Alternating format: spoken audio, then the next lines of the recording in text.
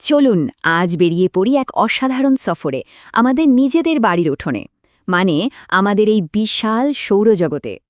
এই যাত্রায় আমরা একদম কেন্দ্র থেকে শুরু করে পৌঁছে যাব সেই বরফ শীতল দূরবর্তী গ্রহগুলো পর্যন্ত।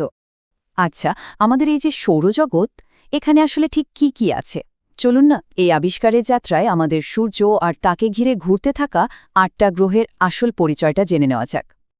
আমাদের এই সফরের শুরুটা হবে একদম কেন্দ্র থেকে, সেই শক্তির উৎসের কাছ থেকে যা তার অসম্ভব মহাকর্ষ শক্তি দিয়ে সবকিছুকে এক সুতোয় বেঁধে রেখেছে। আর সে হল আমাদের সূর্য। সূর্য আসলে কি ভাবুন তো, একটা বিশাল জ্বলন্ত গ্যাসের বল। এর পুরোটাই প্রায় হাইড্রোজেন আর হিলিয়াম দিয়ে তৈরি, আর এর থেকেই যে আলো আর তাপ পৃথিবীতে আসে সেটাই কিন্তু এখানে জীবনধারণ সম্ভব করে তুলেছে। আর এটা যে কতটা বিশাল তা এই সংখ্যাটা দেখলেই একটা আন্দাজ পাওয়া যায়। সূর্যের ব্যাস প্রায় ১৩,৯২,০০০ কিলোমিটার, মানে এর ভেতরে ১০ লক্ষের বেশি পৃথিবীকে আরামসে ঢুকিয়ে দেওয়া যাবে, ভাবা যায়? ওকে, সূর্য তো দেখা হলো, এবার চলুন ভেতরের দিকের গ্রহগুলোর দিকে রওনা দেওয়া যাক, সূর্যের কাছাকাছি যে পাথুরি দুনিয়াগুলো আছে সেগুলোর দিকে। আমাদের প্রথম স্টপ বুধ, চরম তাপমাত্রার একটা জগৎ। এটা কিন্তু সৌরজগতের সবচেয়ে ছোট্ট গ্রহ আর সূর্যেরও সবচেয়ে কাছের। এখানকার পরিবেশটা যে কি সাংঘাতিক সেটা এই সংখ্যাগুলো দেখলেই বোঝা যায়। দিনের বেলা তাপমাত্রা একেবারে +427 ডিগ্রি সেলসিয়াস, আবার রাত নামতেই হুট করে -173। কি ভয়ঙ্কর পার্থক্য, তাই না? বুধের পর এবার আমরা যাব শুক্র গ্রহে। আর শুনলে অবাক হতে হয়, এটাই কিন্তু সৌরজগতের সবচেয়ে গরম গ্রহ। সূর্যের সবচেয়ে কাছে বুধ থাকা সত্ত্বেও শুক্রের গরম তাকেও হার মানিয়ে দেয়।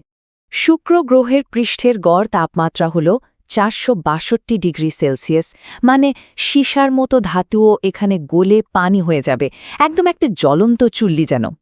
কিন্তু প্রশ্ন হল, শুক্র এত গরম কেন? কারণটা হলো এর বায়ুমণ্ডল। এটা এতটাই ঘন আর কার্বন ডাইঅক্সাইডে ভরা যে এটা একটা মারাত্মক গ্রিনহাউস এফেক্ট তৈরি করে। সালফিউরিক অ্যাসিডের মেঘ তাপকে এমনভাবে আটকে রাখে যে গ্রহটা একটা জ্বলন্ত নরকে পরিণত হয়েছে। এতগুলো রুক্ষ প্রাণহীন জগৎ দেখার পর এবার ফেরা যাক আমাদের চেনা ঠিকানায়, আমাদের বাড়ি পৃথিবী, সৌরজগতের এই নীলকান্তমণি। আর এখন পর্যন্ত এটাই একমাত্র জায়গা যেখানে আমরা প্রাণের অস্তিত্ব খুঁজে পেয়েছি। আর পৃথিবীতে প্রাণের বিকাশের একটা বড় কারণ হল এর অসাধারণ বায়ুমণ্ডল।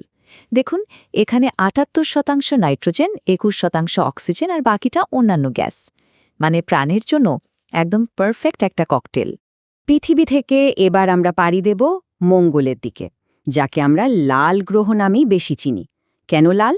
কারণ এর মাটিতে প্রচুর পরিমাণে আয়রন অক্সাইড আছে, সোজা বাংলায় বললে মরছে। মঙ্গল কিন্তু দারুণ ইন্টারেস্টিং একটা জায়গা। এখানেই আছে সৌরজগতের সবচেয়ে উঁচু পাহাড় অলিম্পাস মন্স। এর বায়ুমণ্ডল খুবই পাতলা আর কার্বন ডাইঅক্সাইডে ভরা। আবার এর দুটো ছোট্ট চাঁদও আছে, ফোবস আর ডিমোস। আর সবচেয়ে মজার ব্যাপার কি জানেন? মঙ্গলের একটা দিন আমাদের পৃথিবীর দিনের প্রায় সমান, মাত্র ২৪ ঘন্টা ৩৭ মিনিট। এই যে দেখুন, এখানে আমরা ভেতরের ৪টে পাথরে গ্রহকে একবারে দেখতে পাচ্ছি। একটা জিনিস খেয়াল করেছেন? শুক্রের একটা দিন কিন্তু তার ১ বছরের থেকেও বড়।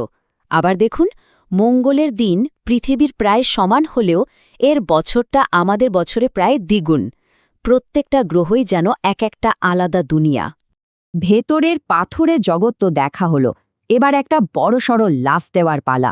আমরা চলে যাচ্ছি সৌরজগতের বাইরের অংশে, যেখানে রাজত্ব করে বিশাল গ্যাসীয় দৈত্যরা।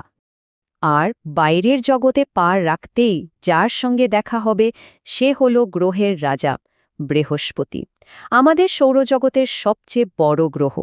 বৃহস্পতি আসলে কত বড়, এই চার্টটা দেখলেই একটা ধারণা পাওয়া যাবে। এর ব্যাস পৃথিবীর চেয়ে প্রায় ১১ গুণ বেশি, মানে এর ভেতরে প্রায় ১৩০০টা পৃথিবীকে ভরে রাখা যাবে। অবিশ্বাস্য, তাই না? বৃহস্পতির পর যে গ্রহটা সবার নজর কাড়ে সেটা হলো শনি। এর কারণ অবশ্যই এর ওই অসাধারণ বলয়গুলো, বরফ আর পাথরের লক্ষ লক্ষ কণা দিয়ে তৈরি এই রিং সিস্টেম শনিকে সৌরজগতের সবচেয়ে সুন্দর গ্রহগুলোর একটা করে তুলেছে। এবার আমাদের যাত্রা সৌরজগতের প্রায় শেষ প্রান্তে, যেখানে কনকনে ঠান্ডা আর অন্ধকার। এখানেই আছে দুটো বরফ দৈত্য, ইউরেনাস আর নেপচুন। এই দুটো গ্রহ যে কি পরিমাণ ঠান্ডা! ইউরেনাসের তাপমাত্রা -224°C পর্যন্ত নেমে যায়, যা কিনা সৌরজগতের মধ্যে সবচেয়ে ঠান্ডা। নেপচুনও খুব পিছিয়ে নেই, সেখানেও তাপমাত্রা প্রায় -214°C। আর নেপচুন সূর্য থেকে এতটাই দূরে যে সূর্যকে একবার ঘুরে আসতে ও সময় লাগে আমাদের পৃথিবীর হিসেবে ১৬৫ বছর। ভাবুন তো, একটা মানুষের পুরো জীবনকালের থেকেও লম্বা এর একটা বছর। আমাদের এই লম্বা সফর প্রায় শেষের দিকে। এতগুলো গ্রহ, এত বৈচিত্র্য দেখার পর একটু দূর থেকে যদি আমরা পুরো সৌরজগৎটাকে দেখি, তাহলে মহাবিশ্বে আমাদের এই ছোট্ট ঠিকানাটা নিয়ে নতুন করে ভাবতে ইচ্ছে করে।